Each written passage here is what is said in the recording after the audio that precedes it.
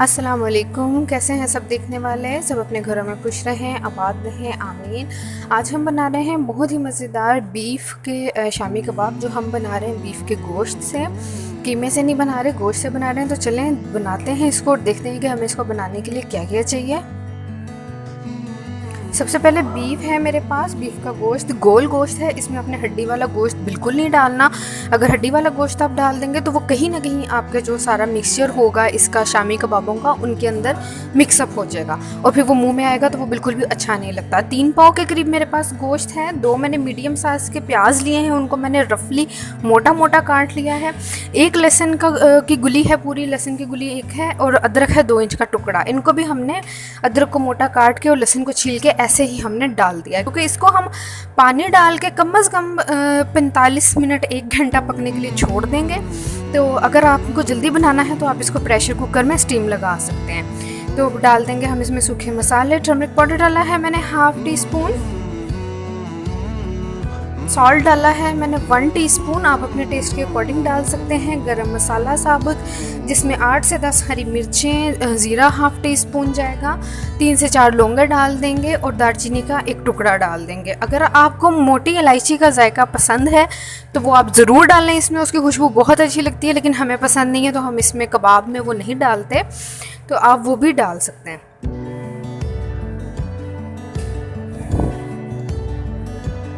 धनिया पाउडर डाला है मैंने 1/2 टीस्पून भर के धनिया पाउडर का, और 1/2 टीस्पून मैं डालूंगी बाद में, जब इसके मिक्सचर को हम मैश करेंगे तो उस टाइम 1/2 टीस्पून डालेंगे। उसकी खुशबू बहुत ही लाजवाब होती है। 1 टीस्पून भर के मैंने डाला है रेड चिली पाउडर का, क्योंकि इसमें मैं डालूंगी होल बटन रेड चिलीज जो होती हैं वो डालूंगी। 1 टीस्पून ही मैंने डाला है देसी अजवाइन का। अजवाइन इसमें ज़रूर डालिएगा, क्योंकि बीफ की जो तासीर होती है वो बादी होती है, तो ये उस बहुत अच्छी रहती है।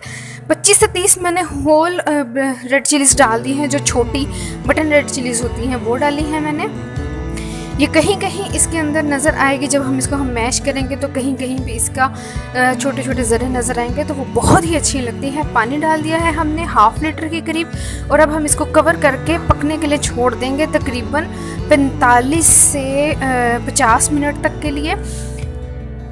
ये अच्छे तरीके से सारा गोश्त गल जाएगा। जब गोश्त जो सा गल जाएगा, फिर हम इसमें अपनी चने की दाल डालेंगे। दाल हमने भिगो दी है, 1/2 kg ही दाल है। तो गोश्त हमारा गल चुका है, काफ़ी हद तक गल चुका है अभी भी, लेकिन अभी भी सख्त है। तो अभी इस स्टेज पे हम इसके अंदर चने की दाल डाल सकते हैं। अब इसमें हम दाल डाल देंगे तो जितनी देर में हमारी दाल टेंडर होगी उतनी देर में हमारा गोश्त बिल्कुल ही रेशा हो जाएगा। तो आपने अच्छे तरीके से इसका जो है गोश्त को इतना गला लेना है कि इसका जो रेशा है वो ख़त्म हो जाए। अक्सर बहनें कहती हैं कि हम बीफ बोटी से जब गोश्त से जब बनाते हैं कबाब तो वो रेशे आते हैं मुंह में, तो फिर घर में कोई खाता नहीं है। तो आप इस तरीके से बनाइएगा, बिल्कुल भी रेशे नहीं आएंगे। जब आप उसको पेस्ट बना लें, इसका मिक्सचर बना लें सारा कबाबों का, तो उसको जब आप पीसते हैं, जब आप चॉपर में पीसें या उस पे पीसें, सिलबट्टे पे पीसें, तो भी उसको अच्छे तरीके से पीसें, उसका सारा रेशा मर जाए। फिर वो बिल्कुल भी आपके जो हैं कबाब, वो बिल्कुल भी आपके मुंह में कोई चीज़ नहीं आएगी, और वो बिल्कुल भी कोई पहचान भी नहीं सकेगा कि आपने ये कीमे से बनाया हुआ है या आपने इसको गोश्त की बोटी से बनाया हुआ है। तो देखिए गोश्त और दाल हमारा बिल्कुल गल चुका है। हमने काफ़ी देर इसको पकाया है और ये बिल्कुल गल चुका है, बिल्कुल मैश हो चुका है, बिल्कुल हलीम जैसी एक चीज़ तैयार हो गई है।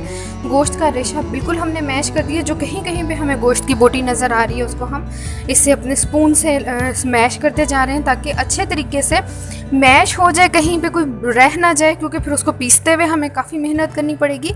तो आप लोग ज़रूर इसको बनाइएगा, और बहुत मज़ेदार बनते हैं और खाने में बहुत ही अच्छे लगते हैं। अब इस स्टेज पे मैंने आके इसमें 1/2 टीस्पून धनिया पाउडर का और डाला है। इसकी जो खुशबू होगी वो आप जब कबाब फ्राई करेंगे आपको तब भी आएगी, और जब खाएंगे तब भी आपको इसका जायका और खुशबू महसूस होगी। 1/2 टीस्पून ही मैंने डाला है गरम मसाला पाउडर का, और इनको अच्छे तरीके से मिक्स करके अच्छे तरीके से, अभी नमी है हमारे मिक्सचर में, नमी है अभी, हमें इसको मज़ीद खुशक करना है। इतना खुशक करना है हमने इसको कि हमारा जो मिक्सचर है वो हमारे बर्तन का पैंदा छोड़ दे, हमारे बर्तन की जो बेस है हमारा मिक्सचर उसको छोड़ दे। इतना हमने इसको अभी खुशक करना है। फिर उसके बाद हम इसको ठंडा करके पीस लेंगे। तो ये देखिए हम स्पून से इसको मैश करते जा रहे हैं। साथ के साथ बहुत मेहनत का काम है बीफ की बोटी को गिलाना और उसका रेशा करना, लेकिन खाने में भी बहुत मज़ेदार लगती है। तो आप लोग ज़रूर बनाइएगा, ज़रूर ट्राई कीजिएगा और हमें कमेंट करके ज़रूर बताइएगा कि आपको ये रेसिपी कैसी लगी। मेरी रेसिपी आपको अच्छी लगे तो मेरे चैनल को सब्सक्राइब ज़रूर कीजिएगा, लाइक और शेयर ज़रूर कीजिएगा अपनी फ्रेंड्स और फैमिली के साथ।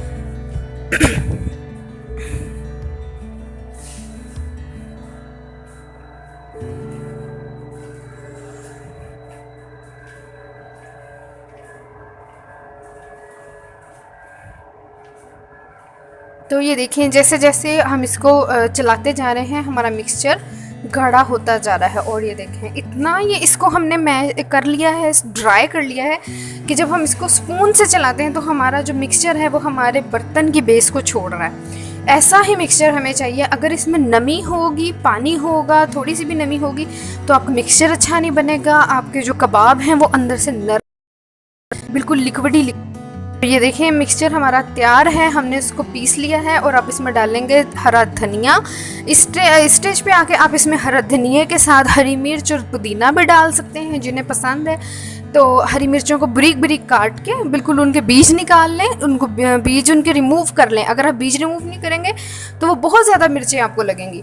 बीज रिमूव कर लें, हरे धनिए और पुदीने की पत्तियाँ काट लें, उनको बारीक बारीक काट लें, उसको इसमें डालें। उसकी खुशबू बहुत अच्छी लगती है, बहुत लाजवाब लगती है। हमें घर में पुदीना पसंद नहीं है तो इसलिए हम नहीं डाल रहे, तो आप लोग ज़रूर डालिएगा, उसकी खुशबू बहुत अच्छी लगती है। और ये आप देख सकते हैं कोई इसमें रेशा नहीं है, कोई बोटी का पीस नहीं है, कोई लंबी लंबी बोटियों की तारें नहीं हैं। तो बिल्कुल एक यकजान सा एक मिक्सचर तैयार है हमारा। अब हम कबाब बनाते हैं इसके।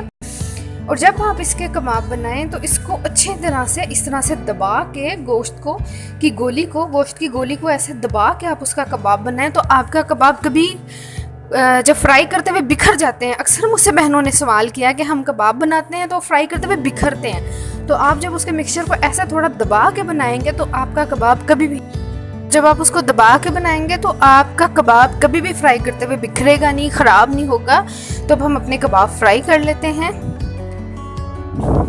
आपको डीप फ्राई पसंद है तो आप एग के बैटर में अच्छे तरीके से डिप करके उसको डीप फ्राई कर लें, नहीं तो इसी तरह शैलो फ्राई कर लें। डीप फ्राई भी बहुत अच्छे लगते हैं, लेकिन इन चीज़ों को शैलो फ्राई ही करना चाहिए, डीप फ्राई नहीं करना चाहिए। डीप फ्राई करने से हैवी हो जाती हैं बहुत ज़्यादा।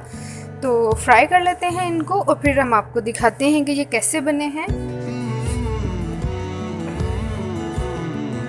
एक वक्त में आपने पैन में उतने ही कबाब डालने हैं जितने आपके कबाब अच्छे से फ्राई हो जाए। आप देख सकते हैं कितना खूबसूरत कलर हमारे कबाबों का आया है। और जो हमने मिक्सचर बनाया है उसमें कहीं कहीं आपको वो जो हमने रेड चिली डाली थी वो भी नज़र आ रही होगी। तो बहुत ही उम्दा, बहुत ही खूबसूरत इसका कलर आया है।